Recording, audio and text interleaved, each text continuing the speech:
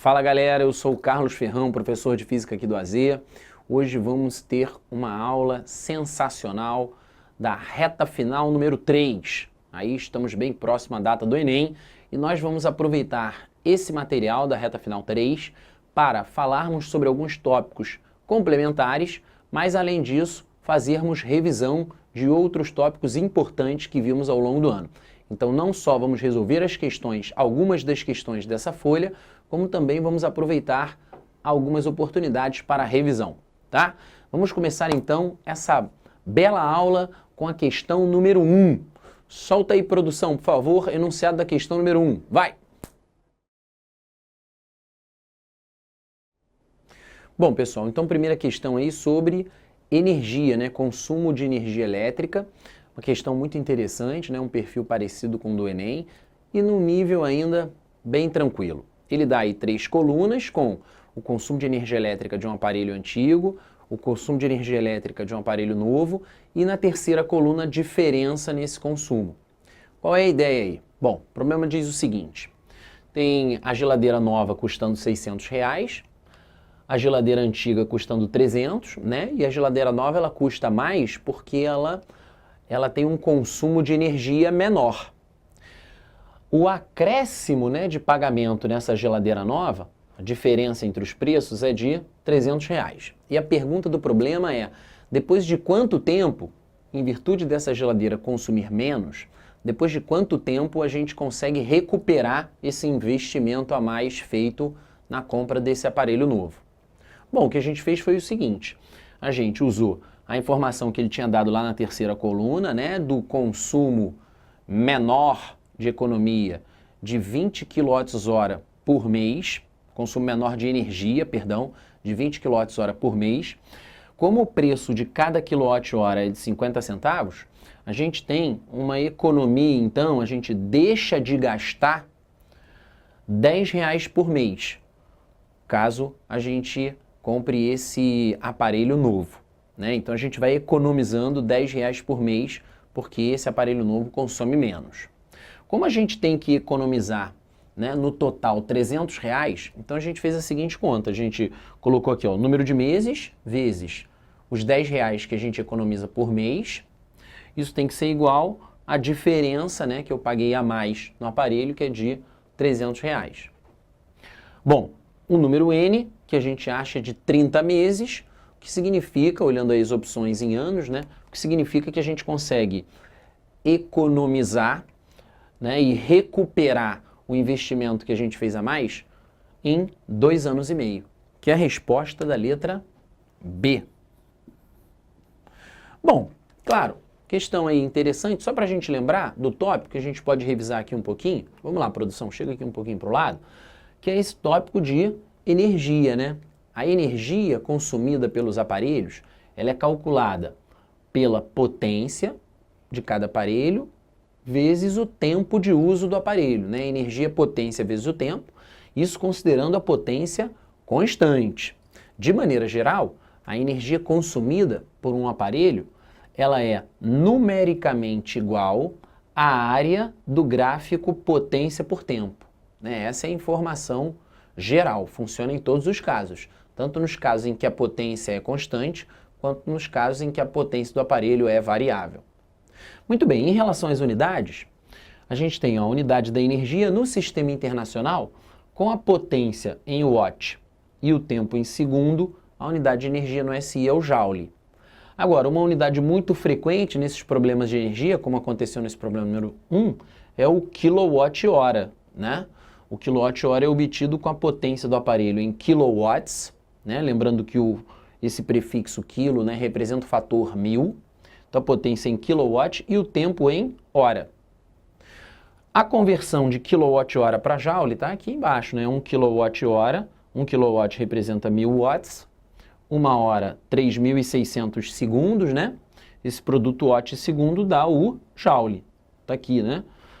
Joule. Numericamente, 1 kWh, 3,6 vezes 10 a sexta joules. Para a gente lembrar, então, aí, esse fator de conversão entre o quilowatt-hora, unidade muito frequente nos problemas de consumo de energia, e o joule, que é a unidade de energia no sistema internacional. Tudo bem? Questãozinha tranquila para a gente começar a aula. Vamos então para a próxima questão, questão número 2. Vamos lá, solta aí, produção.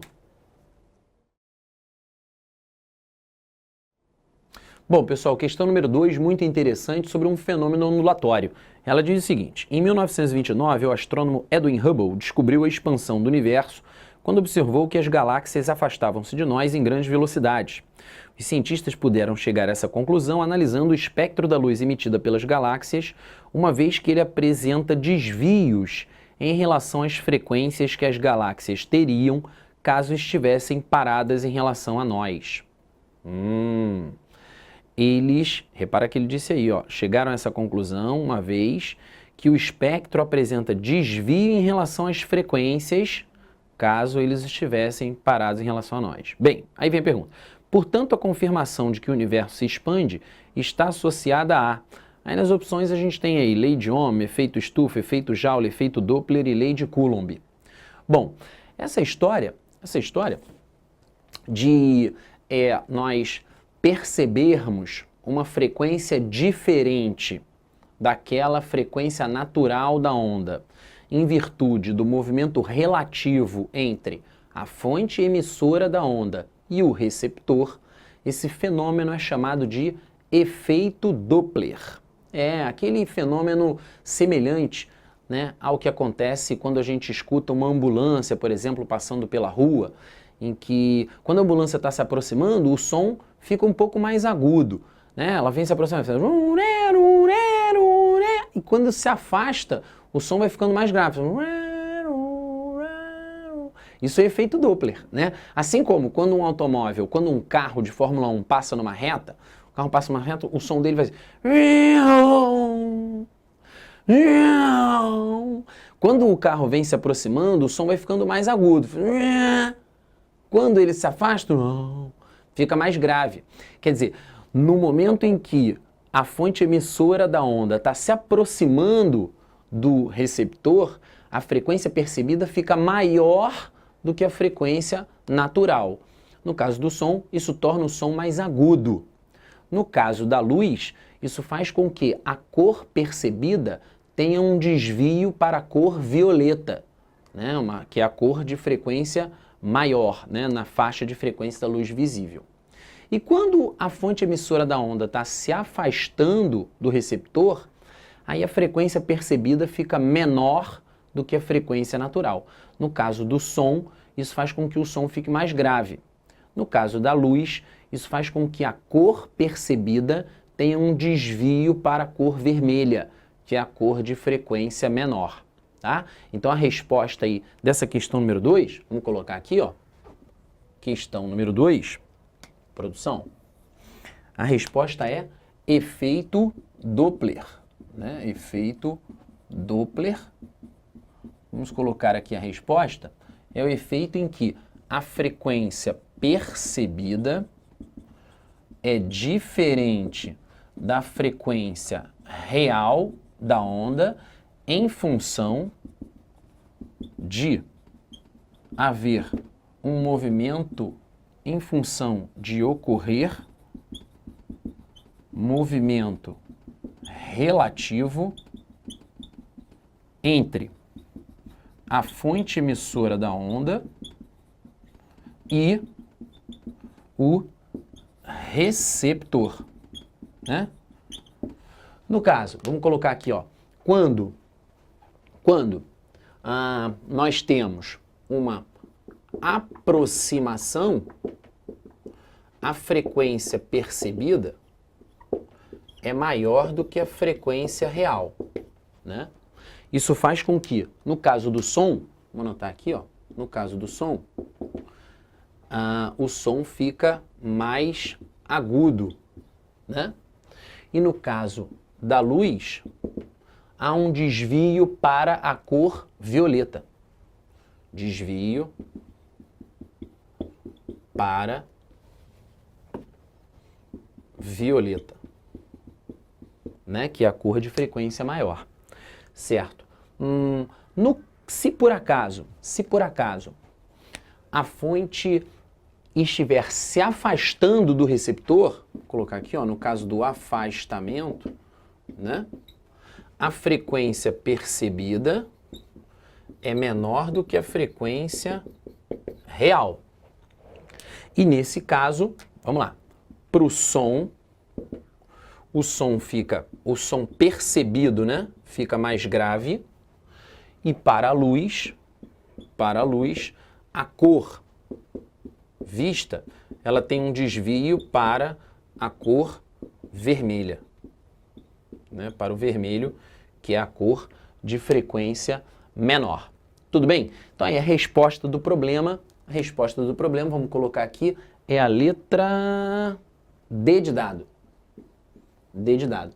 Mas eu vou aproveitar para lembrar um pouco aí o que cada uma dessas respostas, se refere. Lei de Ohm é aquela expressão, né, para o cálculo da DDP em função da resistência da corrente. Lei de Ohm é U igual a RI. O efeito estufa é aquele efeito de retenção do calor, né, pelos gases estufa, não tem nada a ver com essa questão. Efeito Joule, vamos lembrar que efeito Joule é o efeito de conversão de energia elétrica em energia térmica, que é feito pelos resistores, né? E a lei de Coulomb, a letra E, é aquela expressão de cálculo do módulo da força elétrica entre corpos carregados. Força elétrica KQ sobre D ao quadrado, né? É a lei de Coulomb. Mas enfim, resposta desse problema, um fenômeno ondulatório, efeito Doppler. É a letra D de dado. Tá legal? Bom, vamos seguir aí nossos exercícios e nossa revisão. Vamos lá para a questão número 3. Solta aí a questão número 3, produção. Vamos lá, pessoal, questão número 3, também sobre ondas, um assunto muito frequente no Enem, né? Vamos lá. Além do dano que podem causar à audição, os sons fortes têm vários outros efeitos físicos. Sons de 140 decibéis, som de um avião a jato pousando, podem produzir numerosas sensações desagradáveis, entre elas perda de equilíbrio e náusea. A unidade Bell utilizada no texto representa. Vamos lá. Pode ser letra A? Não. Letra A, frequência do som, tem como unidade o Hertz. A letra B, intensidade física do som.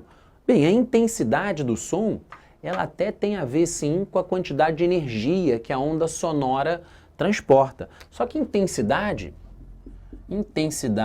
de uma onda sonora é calculada a partir da potência da onda sonora sobre a área aonde essa potência da onda sonora se distribuiria, né? Intensidade tem como unidade o watt por metro quadrado. Essa é a unidade de intensidade da onda sonora. O Bell, né, essa unidade Bell, ou um submúltiplo dela, né, que é muito famosa também, decibel, é uma unidade de nível de intensidade sonora, que é uma grandeza um pouco mais associada com a nossa sensação auditiva, com o nosso desconforto auditivo a partir de um aumento de volume. O nível de intensidade sonora, vou colocar aqui, ó, nível de intensidade. Opa. Eita, vamos lá, produção. Nível de intensidade sonora, ele é calculado, normalmente a gente representa pela letra N, né? E esse nível de intensidade sonora é calculado em função de um log, né? De um logaritmo na base 10. É a nossa sensação auditiva, ela tem um comportamento de uma função logarítmica, né? Em que a gente compara a intensidade do som ouvido com uma intensidade mínima de referência do limiar da nossa audição. Em geral, essa intensidade mínima, ela vale 10 a menos 12 watt por metro quadrado, né? Caso, lógico, seja necessário saber isso na questão, isso vai ser informado. Mas enfim, o nível de intensidade sonora, então, é dado a partir dessa expressão e a unidade é o Bell. Existe também a referência que é um pouco mais comum ao submúltiplo, decibel. E nesse caso, o deci, que representa o fator 10 a menos 1, acaba fazendo com que essa expressão seja transformado em algo desse tipo, né? O nível de intensidade sonora, talvez essa seja a expressão mais famosa, 10 vezes o log da intensidade do som que você está ouvindo sobre a intensidade de um som de referência no limiar da audição, e esse número é dado em decibel. Então a resposta dessa questão é a letra E. A unidade decibel, que é mais associada ao nosso desconforto, à nossa sensação auditiva, é a unidade dessa grandeza nível de intensidade sonora.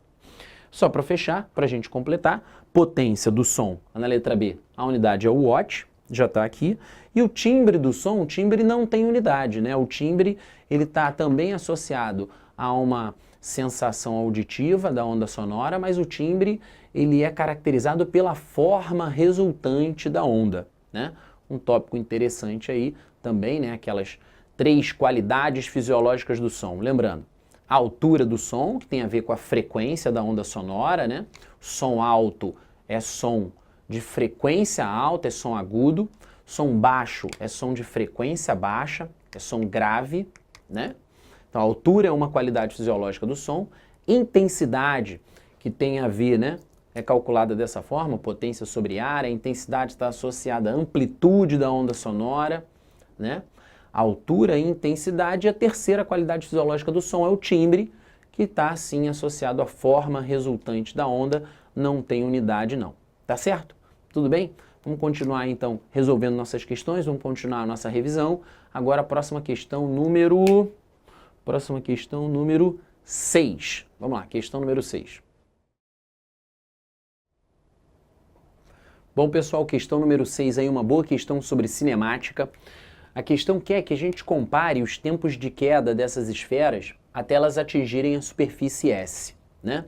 E elas foram abandonadas em situações diferentes. A esfera A foi abandonada num plano inclinado, sem atrito. A esfera B foi abandonada em queda livre. E a esfera C, ela foi lançada horizontalmente. Bom, vamos lá. Olhando aqui para os movimentos das esferas B e C, a gente consegue perceber que essas esferas, elas voam submetidas apenas pela a ação da força peso, né? Tanto a esfera B quanto a esfera C, elas realizam os seus movimentos apenas sob a ação do peso. Isso dá a esses movimentos uma característica muito semelhante, né? Apesar de a esfera C ter um movimento horizontal, o próprio Galileu Galilei foi quem descobriu que esses movimentos perpendiculares entre si, o movimento horizontal e o movimento vertical, eles são independentes. Então, o fato de as duas esferas B e C estarem submetidas à mesma força resultante, que é a força-peso, e também de os movimentos horizontal e vertical serem independentes, isso acaba fazendo com que os tempos de queda, tanto de B quanto de C, sejam iguais, né? Para essas duas esferas, vamos colocar aqui, ó. Vamos colocar aqui, me acompanha aqui, produção, por favor, acompanhando, ó. Para as esferas, né? Para as esferas B e C, né? A gente pode calcular o tempo de queda usando a expressão da cinemática de movimento uniformemente variado, né? A expressão que leva em consideração a aceleração resultante relativa ao ΔS, né? Vamos usar essa expressão, ΔS igual V0 vezes T mais AT ao quadrado sobre 2, né? Ora, o movimento no eixo Y, né, ele tem um ΔS tanto para a esfera B quanto para a esfera C de H. Vou colocar aqui, ó, esse ΔS é H. O V0, a velocidade inicial na direção vertical, tanto para a esfera B quanto para a esfera C, a velocidade inicial vale 0 na vertical. Esse V0 aqui da esfera C é na horizontal e ele não interfere o movimento vertical, que é o movimento que a gente está analisando. Então, o V0 para ambas, né, na direção vertical, ele é igual a 0. A aceleração resultante a que ambas estão submetidas é a própria aceleração da gravidade, em função deles estarem submetidos apenas ao peso, né? Então fica G vezes T ao quadrado sobre 2. Finalmente, esse tempo de queda, ele é calculado, então, por essa expressão aqui, ó, 2H sobre G, extraindo a raiz. Esse é o tempo de queda dessas duas esferas, são tempos iguais, B e C chegam ao solo no mesmo tempo. Tá. Em relação à esfera A, o que acontece é o seguinte, a esfera A ela está sob a ação tanto da força peso quanto da força normal, né? A esfera A tem um movimento diferente das outras esferas, B e C. Se você inclusive faz aqui, ó, a projeção da força peso em Px e Py, você acaba percebendo que essa esfera que realiza um movimento paralelo ao plano inclinado, ela tem a normal sendo anulada pelo Py e o Px atuando como força resultante, né? Esse Px, se a gente for representar o peso no eixo x em função do ângulo θ, né, da inclinação do plano inclinado, esse Px, vou colocar aqui, ó, para a esfera A. Para a esfera A. O Px sendo a força resultante, né? Px em função do ângulo θ é peso vezes o seno de θ, igual a força resultante m vezes a. A gente acaba deduzindo que a aceleração que essa esfera desenvolve ao longo da descida vale g seno θ, é uma aceleração menor do que as acelerações de B e C. Além de ser uma aceleração menor, a esfera A ela percorre uma distância maior. Quer dizer, ela tem uma aceleração menor e percorre uma distância maior. Isso significa que o tempo do movimento dela vai ser maior. Quer dizer, já dá para a gente chegar na resposta. B e C chegam ao mesmo tempo e A chega um tempo após B e C. Isso nos levaria à resposta do problema, que é a da letra A. Só que eu vou aproveitar o problema, a gente está aproveitando a aula também para fazer revisão, né? Então eu vou aproveitar o problema para deduzir isso. Por que que o tempo da esfera A é maior? Vamos lá. A aceleração dela a gente já chegou, né?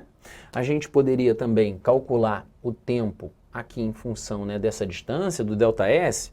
Ficaria assim, ó, ΔS igual o V0 vezes t, né? Também é uma equação de move, né? Uma equação com aceleração. V0 vezes t mais at ao quadrado sobre 2. Certo. Bom, a gente já tem a aceleração.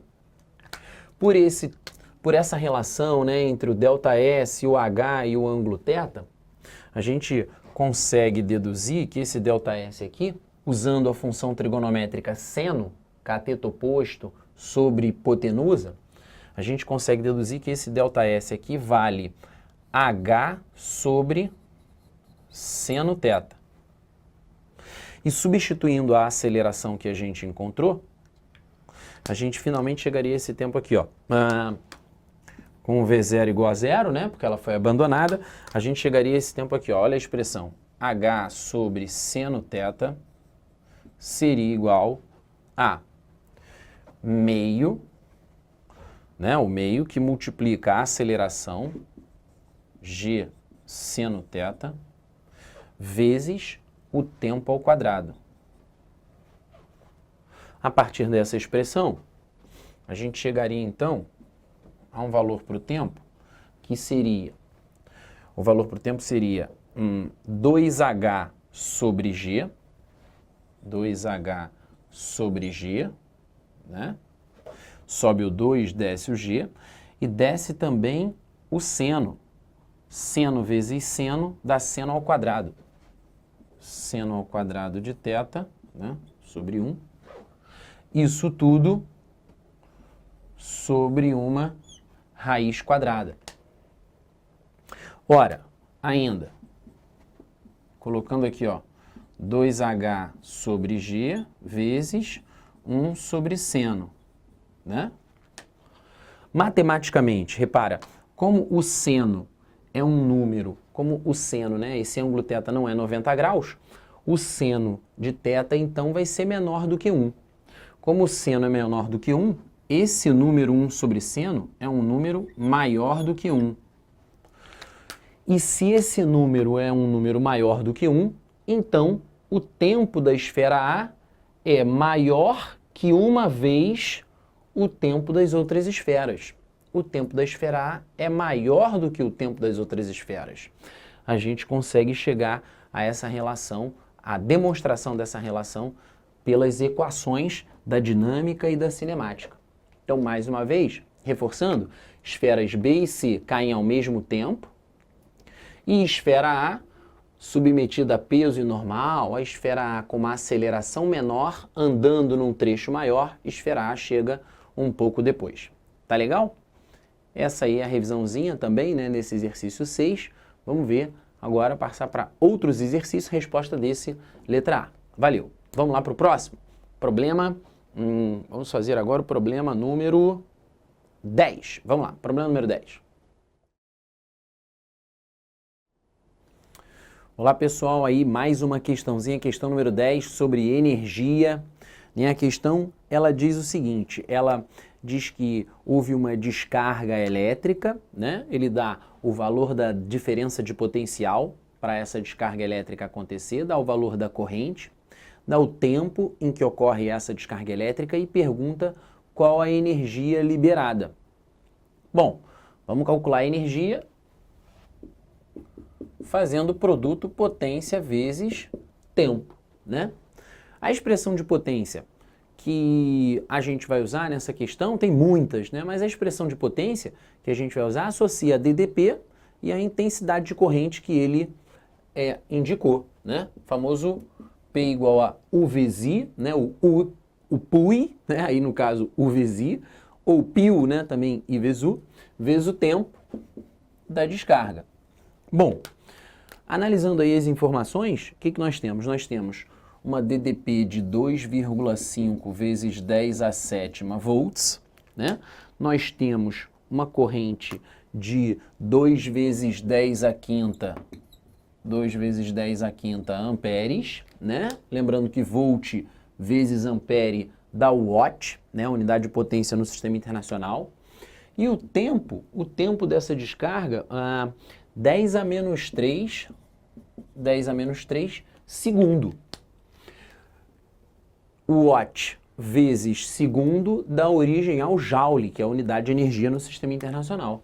Essa energia será de 2,5 vezes 2, famoso 5, 10 a sétima vezes 10 a quinta dá 10 a 12, vezes 10 a menos 3, 10 a 9, tá aí a energia, 5 vezes 10 a nona joules, é a resposta que a gente encontra na opção E. Tá aí. Questãozinha para a gente matar as saudades do PIU. Vamos lá, vamos para a próxima questão, questão número 14. Essa aí, ó, foi mole. Ai, 14. Bom, pessoal, questãozinha aí sobre equilíbrio de corpos extensos, para a gente revisar uma grandeza muito importante, né, no cálculo, na análise, né, do equilíbrio dos corpos extensos, que é o momento. Vamos lembrar aqui, deixa eu colocar aqui a observação, né, o momento de uma força em relação a um ponto, ele é igual a força vezes a distância, né, perpendicular da direção da força até o ponto em relação a gente está calculando o momento, né? A questão vai ser sobre isso aqui, cálculo de momento e sobre as condições que devem ser respeitadas para o corpo ficar em equilíbrio. Então a gente tem o seguinte, ó, a gente tem uma tábua, né, na direção horizontal e um operário andando em cima dessa tábua. A pergunta do problema é: qual a distância máxima que o operário pode andar em relação ao ponto O, né, ao ponto aí do segundo apoio? Quanto seria essa distância máxima de modo que a tábua ainda permanecesse em equilíbrio? Bom, a gente resolveu seguir o seguinte caminho, né? Primeiro, perceber que essa distância máxima, que a gente está chamando de x, ela está associada a uma condição de iminência de giro da barra. À medida em que ele vai chegando para a direita, né, no olhar do leitor, à medida em que ele vai chegando para a direita, a barra vai tendendo cada vez mais a girar no sentido horário. Bom, e na iminência do giro, esse ponto de contato aqui entre a barra e o apoio, ele tende a não existir, porque quando a barra estiver na iminência do giro, a barra tende a descolar do apoio. Nessa situação em que a barra tende a descolar, a força normal nesse apoio 1, a gente vai dizer que ela quase não vai existir e, portanto, a gente vai aproximar essa força para zero.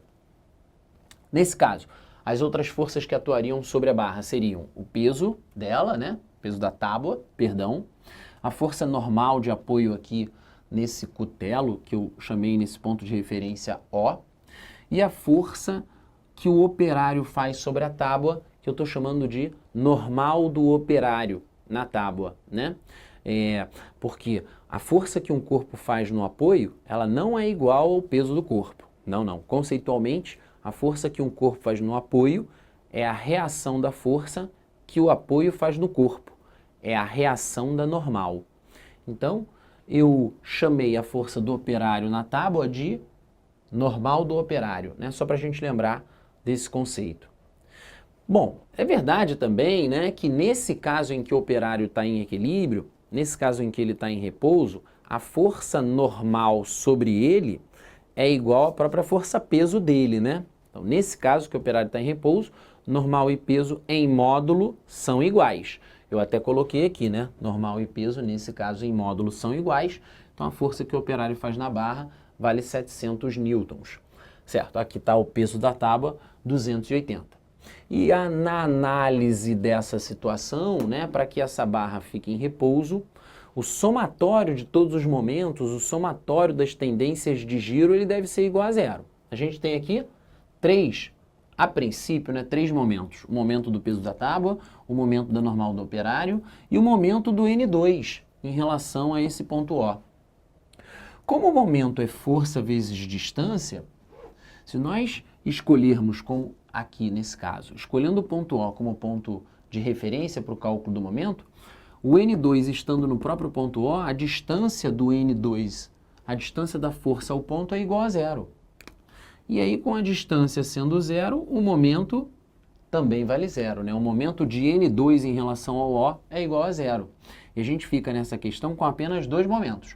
O momento do peso da tábua em relação ao O, no sentido anti-horário, e o momento da normal do operário sobre a tábua no sentido horário. Para que a barra fique em repouso, esses momentos devem ser iguais. E aí, ó, igualando aqui, ó, momento do peso da tábua ao momento do NO em relação ao ponto O, nós temos o momento do peso da tábua é força, peso da tábua, né? Força, peso da tábua 280, tá aqui, vezes a distância do peso da tábua até o ponto O, né? Calculando, ó, comprimento da tábua, 6 metros, o peso na metade, a 3 metros da extremidade.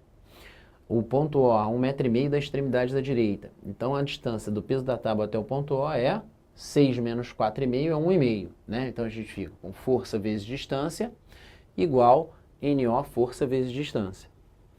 A gente, então, vai ter aqui, ó, peso da tábua, 280, a distância 1,5, o NO, né, em módulo igual ao peso, 700 newtons, vezes X. O X, então, fazendo essa continha, a gente acha o X de 0,6 metro, 0,6 metro, que está na opção B. Tá aí.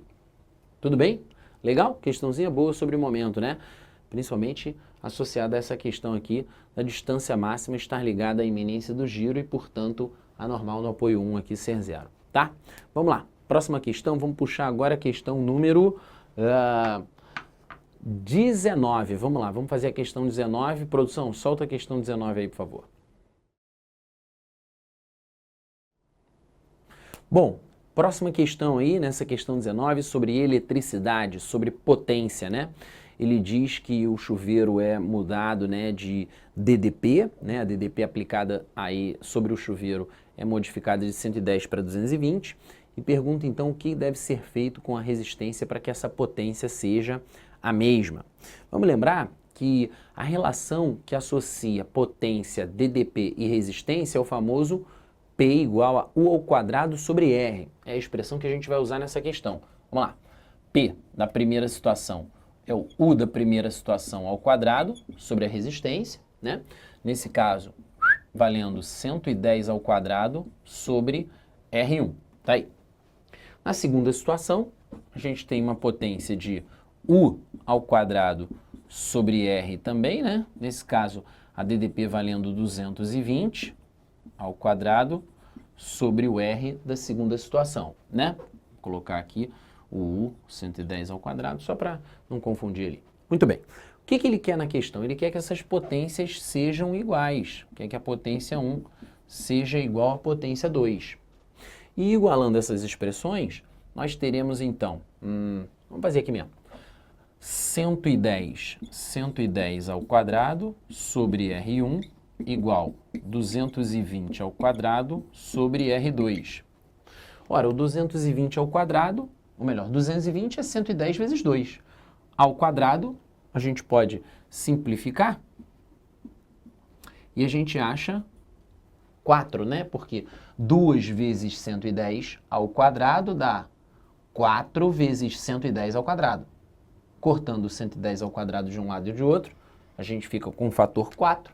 E a gente então descobre que a resistência 2, a resistência da segunda situação, tem que ser igual a 4 vezes a resistência na primeira situação. Analisando as opções, como é que a gente pode fazer com que uma resistência seja quadruplicada?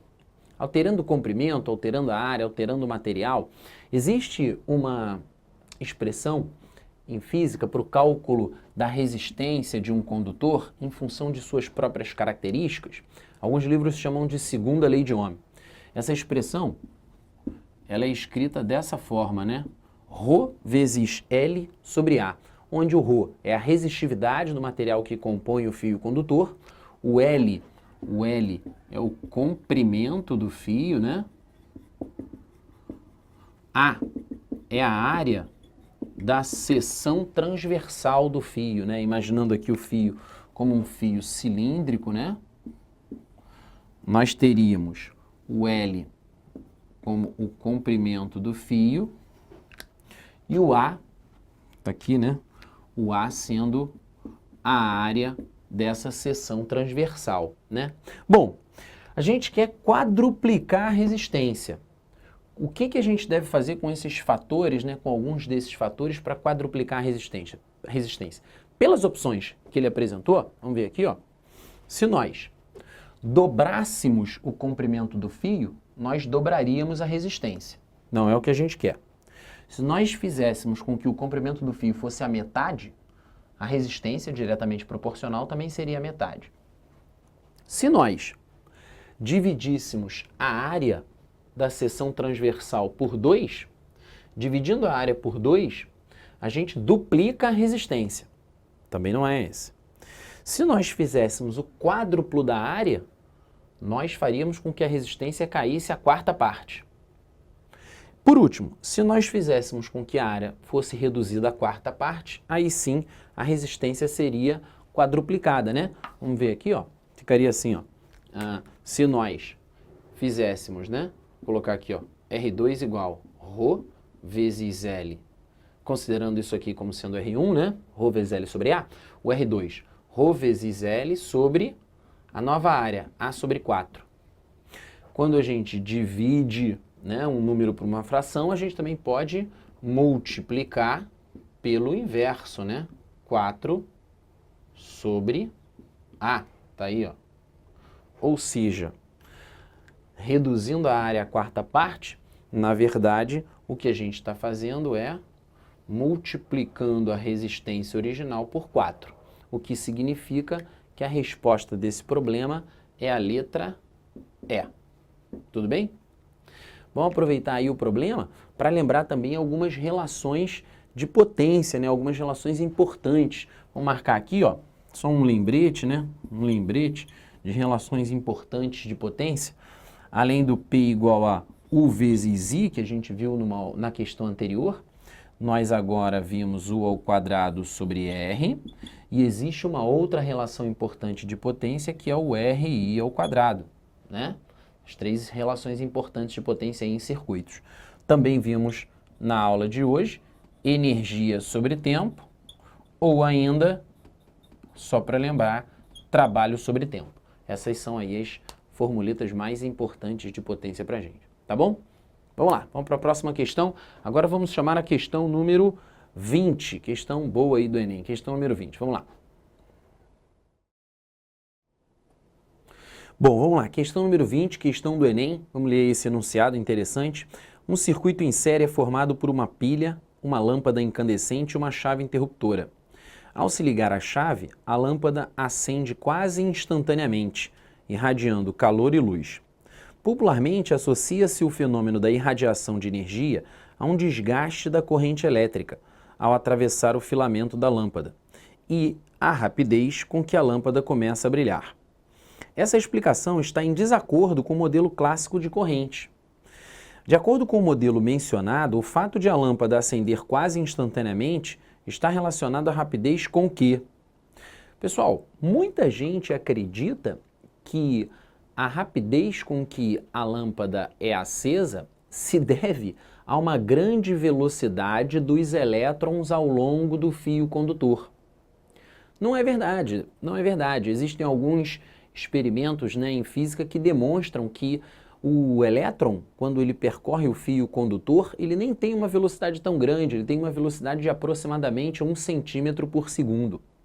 O que faz com que a lâmpada acenda quase instantaneamente é o fato de que, ao fecharmos a chave, nós estabelecemos no circuito um campo elétrico, Lembrando que esse campo elétrico ele é representado do polo positivo para o polo negativo, Quer dizer, pegando esse desenho aqui já com a chave fechada e dando um zoom no fio condutor, o estabelecimento do campo elétrico entre os polos dessa pilha faz com que os elétrons livres, que estão ali dentro do fio condutor como se fossem bolinhas de sinuca, Os elétrons livres do material que compõe o fio, submetidos a esse campo elétrico, ficam então instantaneamente sofrendo a ação de forças elétricas. E essas forças elétricas é que fazem com que os elétrons ganhem movimento, criando a corrente elétrica.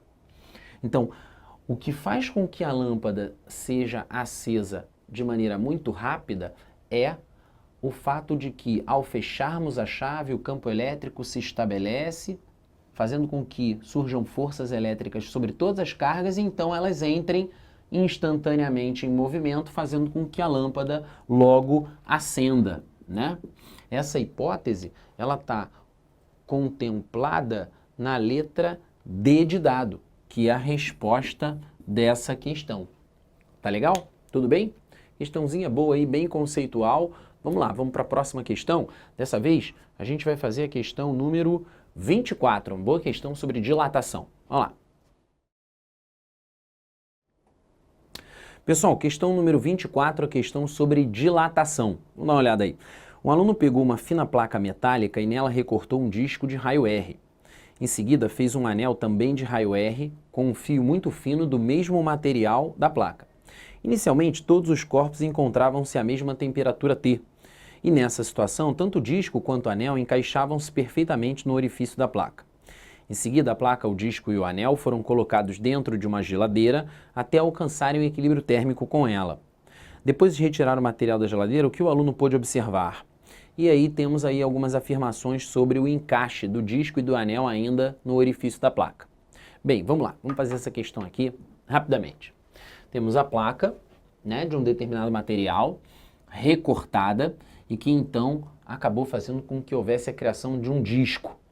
Quando ele diz que o disco se encaixa perfeitamente no orifício, ele está indicando que a área do orifício é igual à área do disco, Além disso, ele diz também o seguinte, ele pega um fio do mesmo material da placa e ele então forma com esse fio um anel, Ele coloca o ponto inicial ligado ao ponto final, forma um anel, e ele diz que o anel também se encaixa perfeitamente no orifício da placa, o que significa que a área delimitada por esse anel também é igual à área inicial do orifício da placa. Bom, o problema diz que inicialmente todos têm a mesma temperatura, e o problema diz que eles vão ser resfriados, os três, placa, disco e anel, Ele diz que os três vão ser resfriados até entrarem em equilíbrio térmico com a geladeira. Portanto, os três vão atingir o mesmo T final, né? O que significa que os três vão sofrer a mesma variação de temperatura. Ora, nesse caso do resfriamento, quando você diminui a temperatura, a agitação das moléculas também diminui.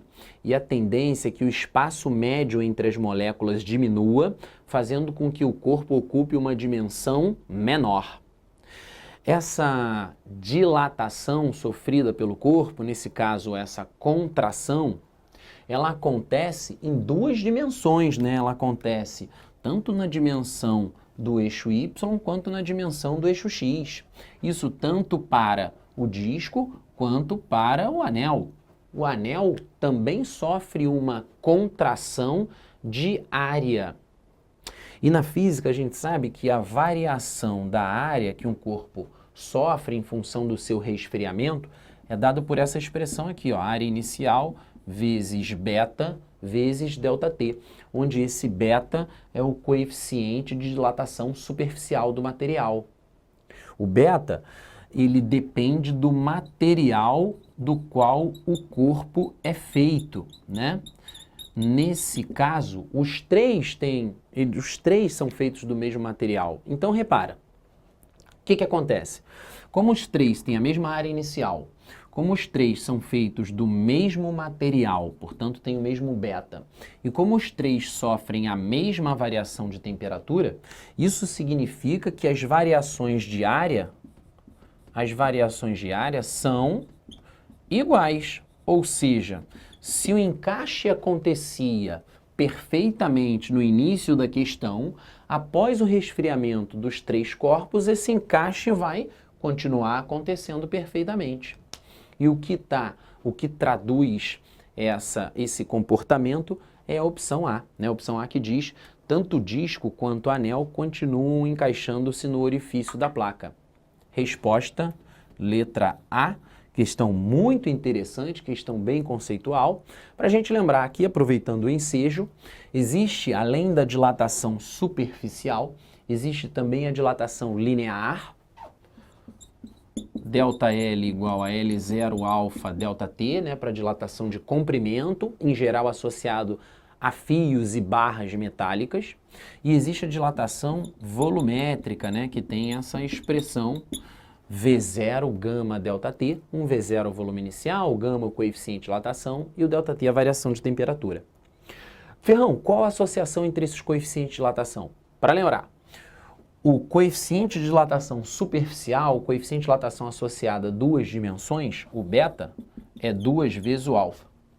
E o coeficiente de dilatação volumétrica, coeficiente de dilatação associado a 3 dimensões, é 3 vezes o alfa. Na realidade, são aproximações, né? Na verdade, são aproximações, mas são aproximações que são permitidas nos problemas em física. Tá certo, pessoal? Beleza, vamos lá para a próxima questão. Dessa vez vamos para a questão número 31. Vamos lá, produção, solta aí a 31. Bom, questão 31, uma excelente questão aí sobre dinâmica, né? Sobre forças atuando num corpo em movimento. Essa questão a gente já colocou num simulado aqui no AZ. O índice de erros dessa questão foi altíssimo. Então vamos fazer. O problema diz assim: no livro Viagem ao Céu, Monteiro Lobato afirma que quando jogamos uma laranja para cima, ela sobe enquanto a força que produziu o movimento é maior do que a força da gravidade. Quando a força da gravidade se torna maior, a laranja cai. Sobre esta consideração, podemos afirmar corretamente que... Bom, pessoal, quando a gente joga um corpo para cima, né? Quando a gente lança um corpo, logo após o corpo ser abandonado da nossa mão, ou melhor, logo após o corpo perder contato com a nossa mão, não existe mais força de impulsão, de subida sobre o corpo. Não, o corpo continua o seu movimento ascendente em função da inércia do movimento. Agora, ao longo da subida, desprezando a resistência do ar, vai existir sim uma força atuando sobre o corpo, que é a força peso. A única força que atua sobre o corpo enquanto ele está subindo, após o lançamento, após ele ter perdido o contato com a força de impulsão, né, com a mão, a única força que atua sobre ele é a força-peso. Né? Então, lendo as opções aí, ele diz assim, letra A, realmente na subida, após ser lançada pela mão de alguém, haverá uma força maior do que o peso para cima. Não, não haverá essa força maior do que o peso para cima. Força que faz ele continuar o movimento, na realidade, não é uma força, é a inércia do movimento, né? A velocidade que ele tem, fazendo com que ele tenda a seguir naquele sentido. A força-peso ao longo desse movimento, imprimindo a aceleração contrária à velocidade, a força-peso vai fazendo com que a velocidade diminua até que ele atinja a altura máxima. E depois, claro, ele volta a cair. Letra A está errada. A letra B. Quando a laranja atinge a sua altura máxima, a velocidade é nula. Isso está certo. E todas as forças também se anulam. Não, aí está errada a letra B, porque na altura máxima ainda existe a ação da força-peso. Letra C. Por causa da ação da gravidade, ao longo da subida, o movimento é acelerado. Não, ao longo da subida a velocidade vai diminuindo, o movimento é retardado. O movimento só vai ser acelerado no retorno, né, na descida, aí sim com velocidade e aceleração em sentidos iguais. Bom, a letra C está errada então. Letra D. Para que a laranja cesse sua subida e inicie a descida, é necessário que a força da gravidade seja maior do que a força mencionada para cima. Não, não é verdade. O movimento é cessado quando a força da gravidade faz com que a velocidade atinja o valor zero. Aí, sem velocidade, ele para de subir, atingiu a altura máxima e ainda com a ação do peso ele volta a cair. A resposta correta desse problema é a letra E. Supondo nula resistência do ar, após a laranja ser lançada para cima, somente a força-peso atuará sobre ela, sendo que sua aceleração independerá da sua massa. É verdade, porque se a força-peso for a força resultante, força-peso, massa vezes gravidade, força resultante, massa vezes aceleração, nós aqui, né, podemos fazer a simplificação em relação à massa, a aceleração resultante ela vai independer da massa do corpo, né? Então a resposta do problema, de fato, é a letra E. Muito boa questão aí. Tá legal? Bom, vamos então para a questão número 34, a última questão dessa aula. Bom, pessoal, para finalizar a aula, mais uma questão de ondas, dessa vez com o fenômeno ondulatório da refração, né? Um assunto muito importante para o Enem, né? Assunto de ondas. Acho interessante a gente dar uma olhada assim nos fenômenos ondulatórios, né? Reflexão, refração, interferência, difração, polarização e a gente também falou sobre efeito Doppler, né? O efeito da ressonância também é um outro fenômeno ondulatório importante. Então acho que ondas tem aí um largo espaço para a gente estudar ainda mais. Bem, para a gente finalizar então, voltando essa questão sobre refração, ele apresenta a vista superior de uma onda bidimensional se propagando num tanque, né? Essa vista, ela tem aqui como elementos esse traço preto, ele representa a crista da onda. E esse traçado vermelho indica a direção de propagação da onda.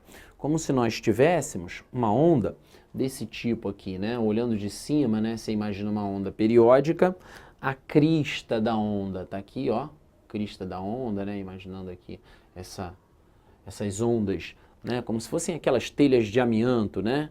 Que tem aquela forma de senoide, né? Essa é a crista da onda e a direção de propagação da onda tá aqui, ó, sempre com um ângulo de 90 graus, né, em relação à crista da onda. Muito bem, então ele apresenta essa vista superior e pelo desenho a gente percebe que a onda tinha uma direção de propagação de 45 graus, aqui em relação, por exemplo, a normal, né, a superfície de separação, tem um ângulo de incidência, né, de 45 graus, e ao mudar de meio, essa onda muda de direção de propagação, passa a ter um ângulo aqui com a normal, um ângulo de refração de 30 graus. Ele quer saber qual a frequência, né, que a onda vai ter no meio 2, e quer saber também qual é o comprimento de onda nesse meio 2. Bom, para a gente fazer a questão, primeiro a gente tem que lembrar de um conceito importante de ondas que indica o seguinte: a frequência de uma onda ela só depende da fonte que emitiu a onda. né? Quando a onda muda de meio, a frequência da onda permanece constante, né? A frequência é uma característica da fonte, ou melhor, é uma característica que a fonte que produziu a onda dá a ela. Independente do meio em que a onda se propague, a frequência dessa onda vai permanecer a mesma. Então, a gente já pode perceber o seguinte, ó, a frequência no meio 2, ela vai ser igual à frequência no meio 1, que aí ele indica como 10 Hz, né? A gente já consegue aí, só por essa percepção conceitual, descobrir quanto vale a frequência no meio 2, certo?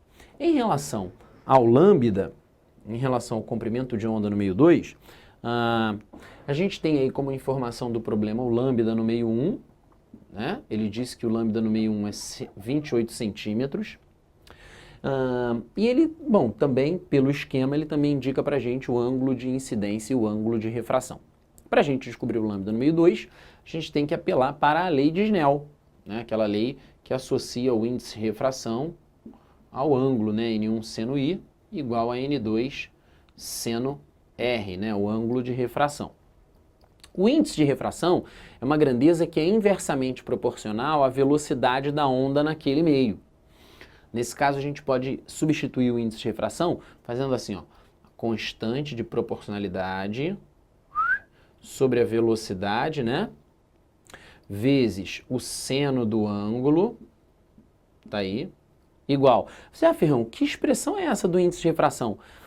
O N não era igual a C sobre V?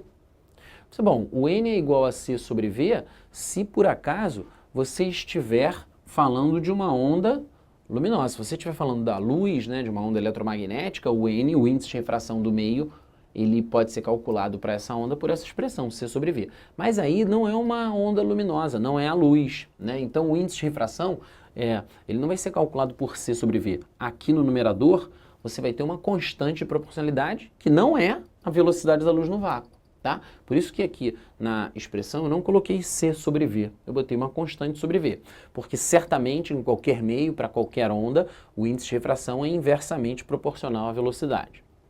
Mas continuando, então, para o meio 2, constante de proporcionalidade sobre o V vezes o seno do R. Tá, essa constante de proporcionalidade, repara que ela nem é importante para o problema, né?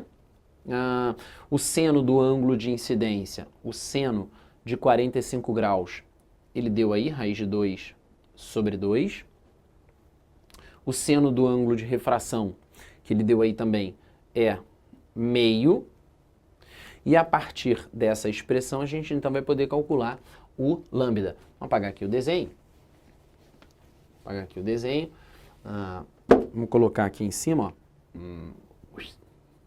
Aqui em cima, vamos ficar com 1 sobre a velocidade no meio 1, onde a velocidade no meio 1 a gente pode escrever como sendo lambda f vezes, né? 1 sobre V1 vezes raiz de 2 sobre 2, raiz de 2 sobre 2 igual 1 sobre V2, 1 sobre lambda 2 vezes f vezes o seno do R, o seno do ângulo de refração, que é meio. Bem, simplificando aqui, ó, o 2 com 2, né? Simplificando também a frequência, né? Porque a frequência no meio 1 vai ser igual à frequência no meio 2, tá aqui. A gente vai ter o seguinte, ó, raiz de 2 sobre lambda 1 é igual a 1 sobre lambda 2. Ou multiplicando cruzado, vamos ficar com o seguinte, lambda 2, subindo lambda 2, né, vai ser igual a lambda 1 sobre raiz de 2, né? Lambda 1 sobre raiz de 2. O lambda 1, ele disse que vale 28. O lambda 1 vale 28. O problema também diz para nós considerarmos a raiz de 2 igual a 1,4. E com isso, a gente chega ao valor do lambda 2. O lambda 2 igual 20 centímetros, o que faz com que a gente, então, unindo a informação da frequência à informação do lambda, Isso faz com que a gente então perceba que a resposta é a letra B de bola. Tá aí.